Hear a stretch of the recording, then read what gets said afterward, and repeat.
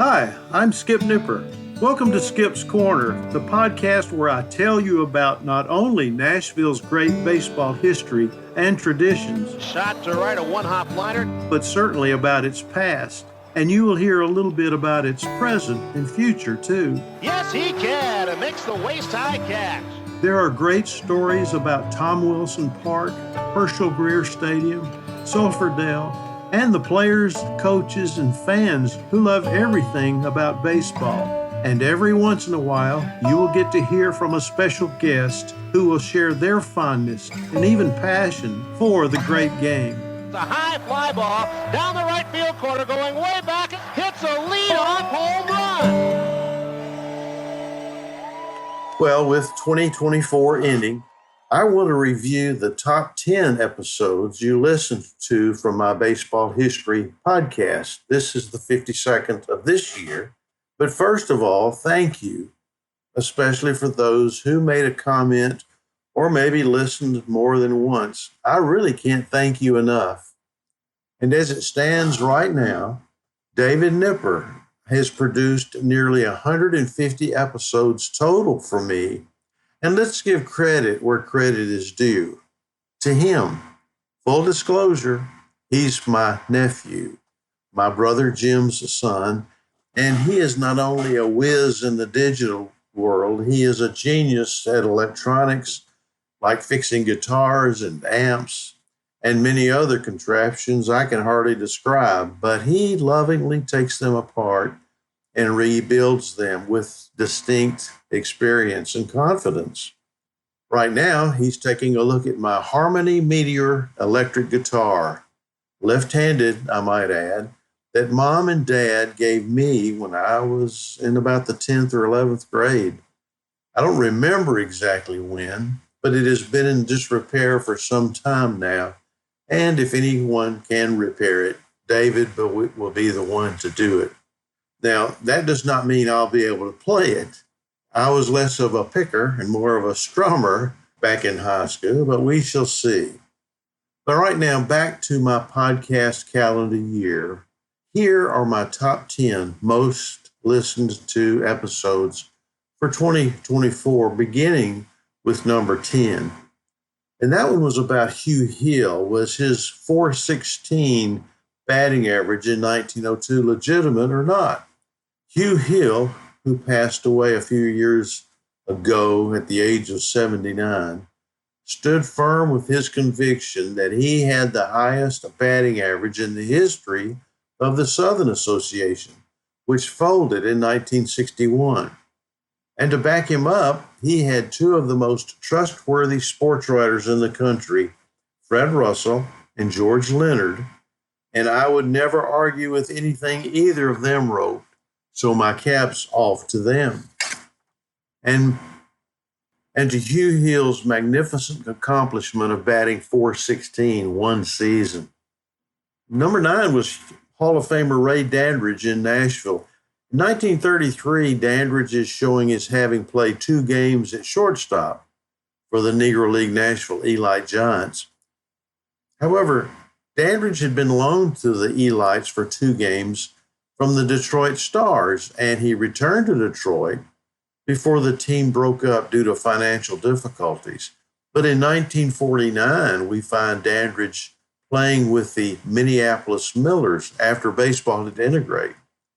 They were a farm club in the American Association for the New York Giants, and though he was 35 years old, after telling the Giants he was considerably younger, he was selected as the American Association's Rookie of the Year. And he was on that team that came to Nashville the next season in 1950 for an exhibition game between the Millers and the Vols. And when the game began, the newspapers claimed that Dandridge was the first black player to play on an integrated team. He was loudly booed at first, but he did not let it affect his playing. And he showed his ability at the plate by hitting 3 long doubles. It was reported that over 1,000 fans from the African-American community jammed the Negro League bleachers. Now, in that episode, I tell that there probably was another who was the first black player on an integrated team to play in Nashville. Go back and listen to that one. That one was from February the 26th. From June the 30th, I talked about Nashville's knuckleballers, and the first name that comes to mind, of course, is R.A. Dickey, who turned a mediocre career into an outstanding one. But he was not the only pitcher in Nashville baseball history who threw the knuckler, and I'll talk about them in this episode. Then on March the 18th, I published one about a 2015 spring training trip with Dave Ammenhauser and Bart Leathers and my special friend Farrell Owens. Both Bart and Farrell had passed away, and it was a great opportunity for us to be together because we went to 7 games in 5 days. We saw some great stars. We ate to our stomach's content in Florida, and we shared our own baseball stories along the way. In March, I published Who Would You Choose as a Member of the Baseball in Nashville Hall of Fame? At the beginning of the year, I came up with a thought about Nashville's illustrious players and all of its baseball history, and I'm ending 2025 by narrowing that process down to a Hall of Fame that Nashville sports writers never nailed down, a modern-day Nashville Vols Hall of Fame. And if you hurry, you can still cast a ballot. Just go to baseballinnashville.com to learn more. Also in January, I published Dick Sisler's heroic baseball career. He became player manager of the Nashville Vols beginning with the 1957 season, splitting time between first base and the dugout his first 2 years. And then in 1959, he was the manager only. But in 2 seasons, he hit for a .318 average. In 1960, he moved to Seattle as manager before becoming a coach in Cincinnati under Fred Hutchison. His father was George Sisler. Dick Sisler's father was George Sisler, a Hall of Famer. And in August of 1964, he was promoted to acting manager when Hutchison was suffering from cancer.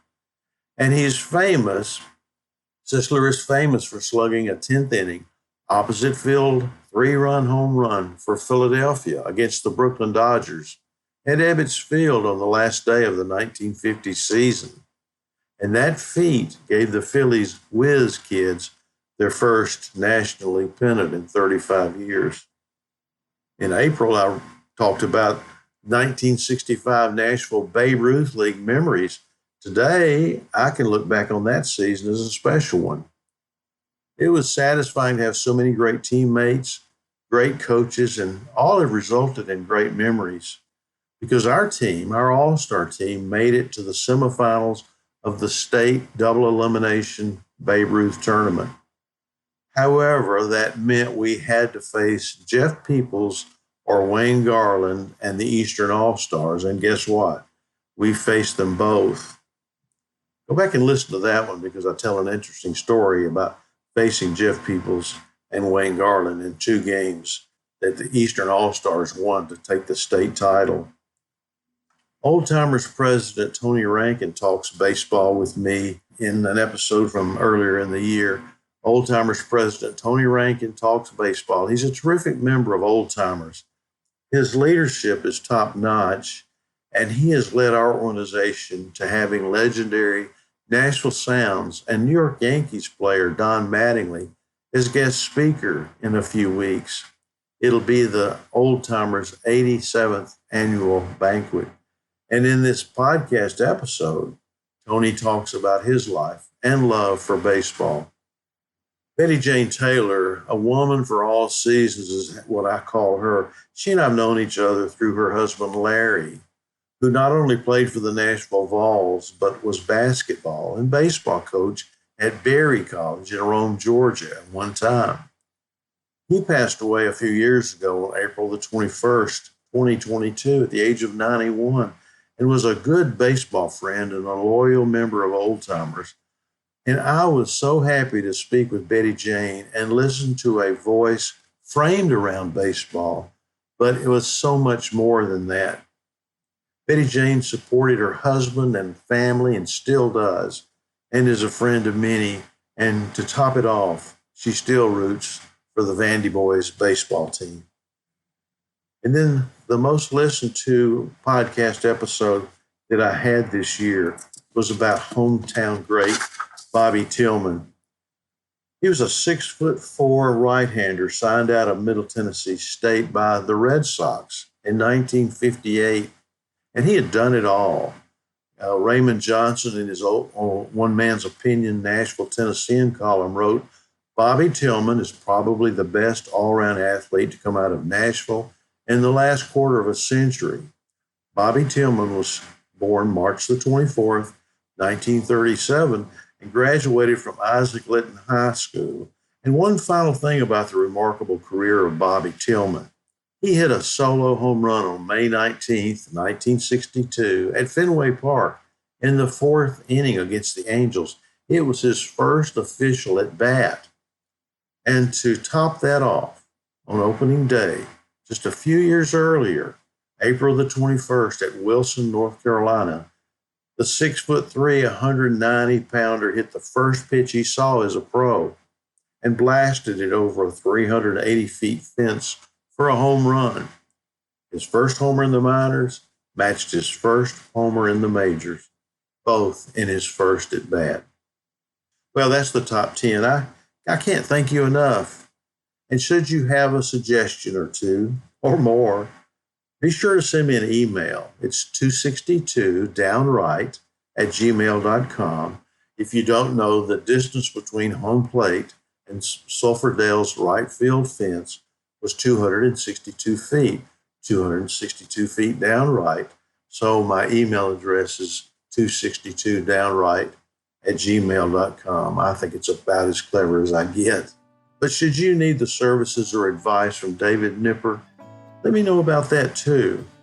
And let me extend my best wishes for a prosperous and happy new year, because together we can make 2025 a great one. And I promise I'll have a weekly podcast episode worth listening to also. But as always, I'm grateful. And thanks for listening.